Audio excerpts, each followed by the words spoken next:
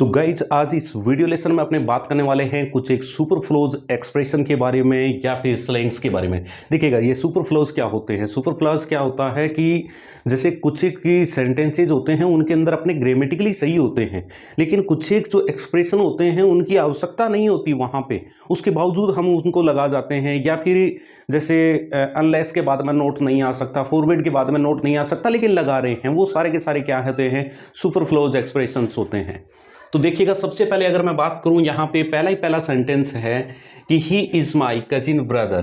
तो इस सेंटेंस के अंदर आपको यूँ दिखेगा कि जैसे इसके अंदर कोई एरर है ही नहीं, भाई ठीक है, ही सब्जेक्टिव है, शुरुआत के अंदर है, इज भी है, माई भी है, कजिन ब्रदर भी है, तो इनमें कोई भी दिक्कत नहीं लग रही है। लेकिन एक चीज़ याद रखिएगा कि कजिन जो होता है, कजिन है वो एक कॉमन नाउन है और कॉमन नाउन के बाद में ब्रदर नहीं आ सकता। ही इज कजिन आपने जैसे ही बोल दिया, इसका मतलब ही क्या है, वो आपका चचेरा भाई है।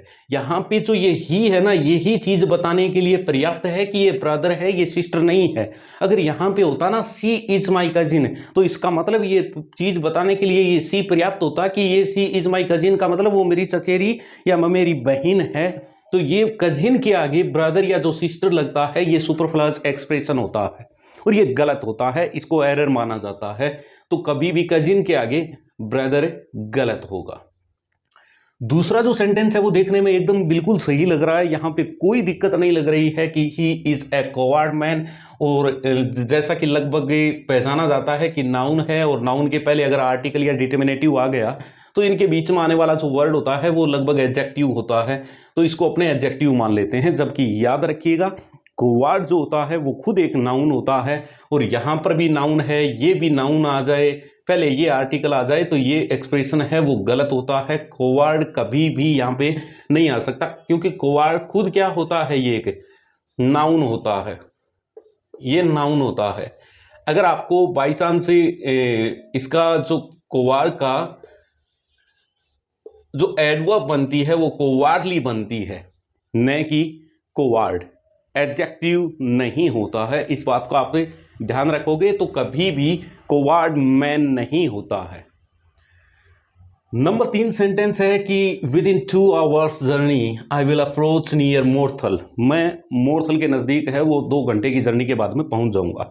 तो यहाँ पे इस सेंटेंस के अंदर जैसे सामान्य तौर पर देखें तो अपने को कोई एरर नज़र नहीं आएगा।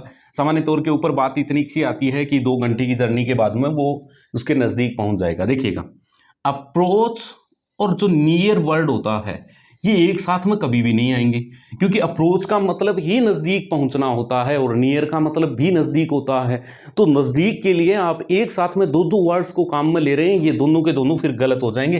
तो यहाँ पे से आपको नियर को है वो ड्रॉप आउट करना पड़ेगा। फिर नेक्स्ट सेंटेंस है I am an English teacher. अब I am an English teacher, ये बात बोलने में तो बहुत सही लगती है, लेकिन क्या ये सही है सेंटेंस? ये सेंटेंस बिल्कुल गलत है। क्यों गलत है? क्योंकि यहां पे अगर मैं यूं कह देता ना I am the English teacher, तो इसका मतलब ये होता कि मैं कोई ना कोई एक ऐसा नागरिक हूं जो इंग्लैंड से बिलोंग करता है, या जो जब लैंग्वेज के पहले आर्टिकल द लग जाए तो इसका मतलब वो उसके नेशन को शो कर रही होती है।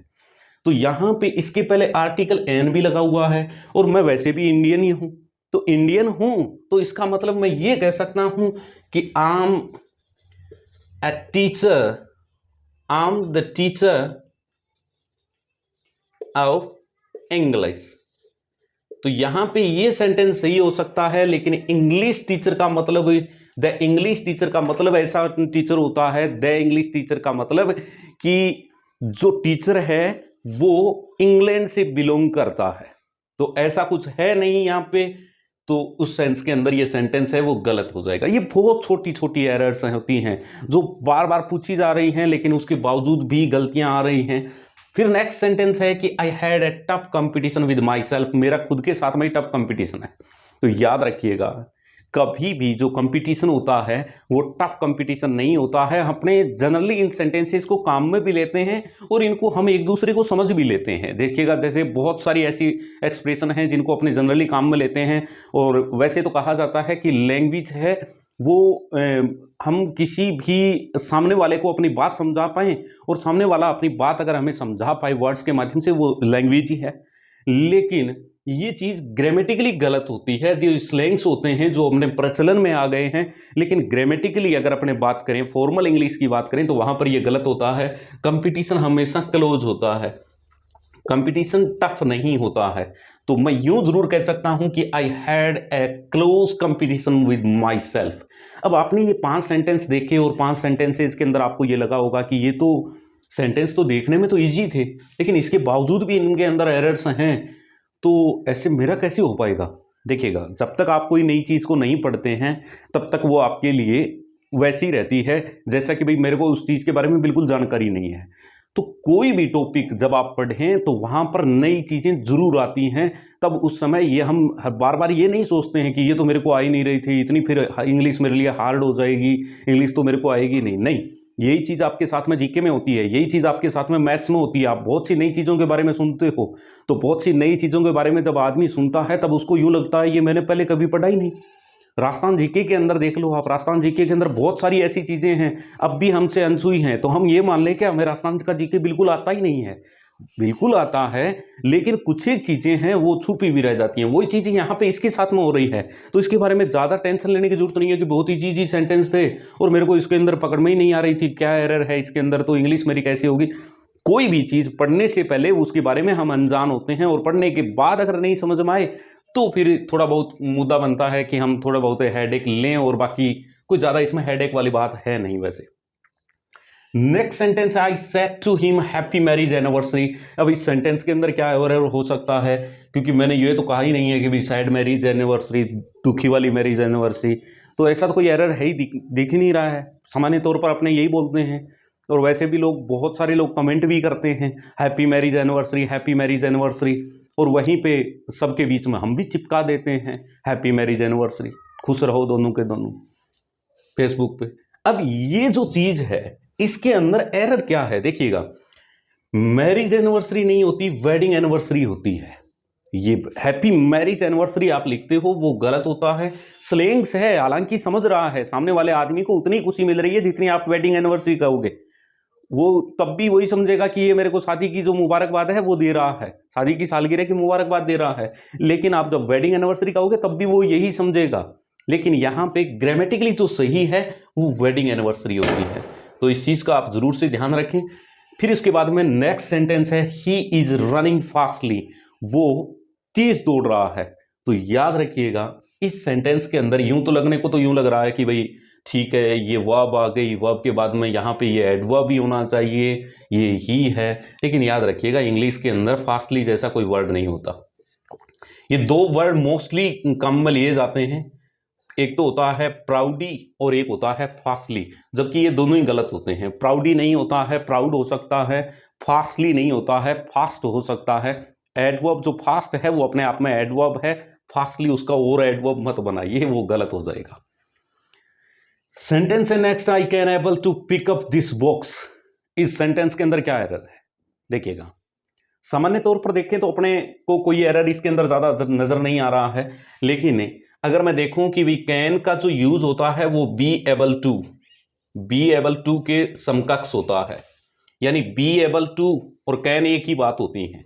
इस सेंटेंस को मैं यूं भी लिख सकता हूं कि I am able to pick up this box, और मैं यूं भी कह सकता हूं कि I can pick up this box.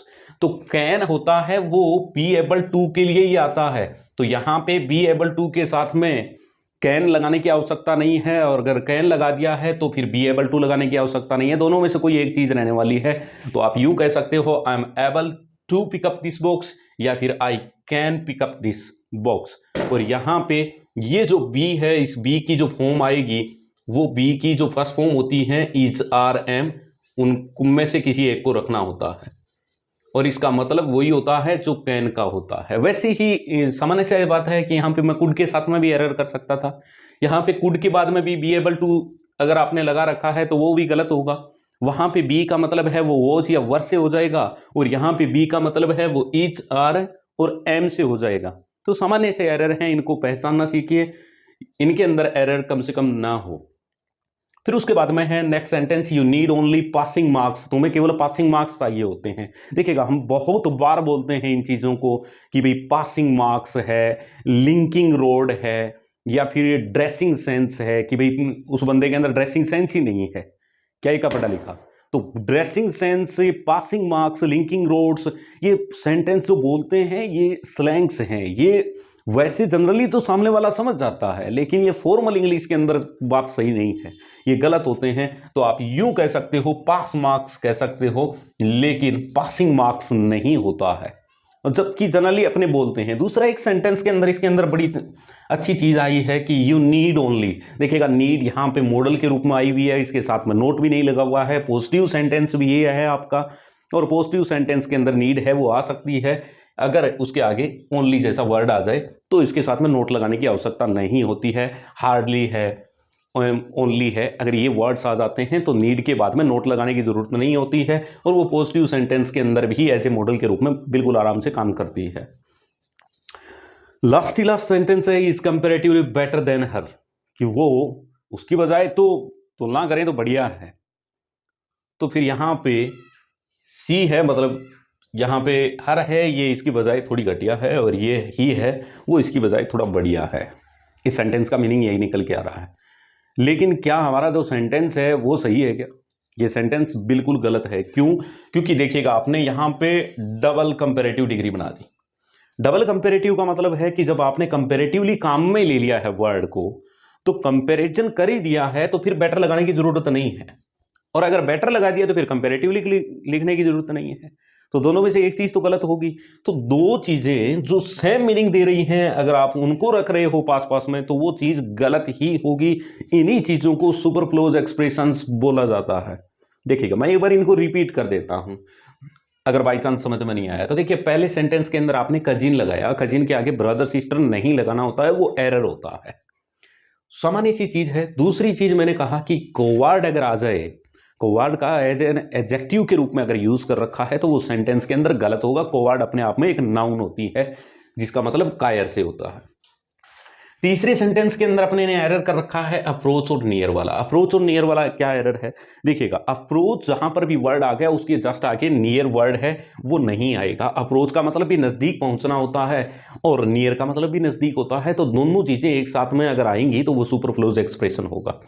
फिर इसके बाद में मैंने तीसरा सेंटेंस ये लिखा है कि आम एन इंग्लिश टीचर। अब आम एन इंग्लिश टीचर अगर बोल दिया तो ये सेंटेंस तो बिल्कुल वैसे ही गलत हो गया। फिर मैं अगर बोलूंगा तो इस सेंटेंस को मैं यूं कह सकता हूं कि I am the teacher of English, मैं इंग्लिश का टीचर हूं। तो ये सेंटेंस है वो बिल्कुल सही होगा।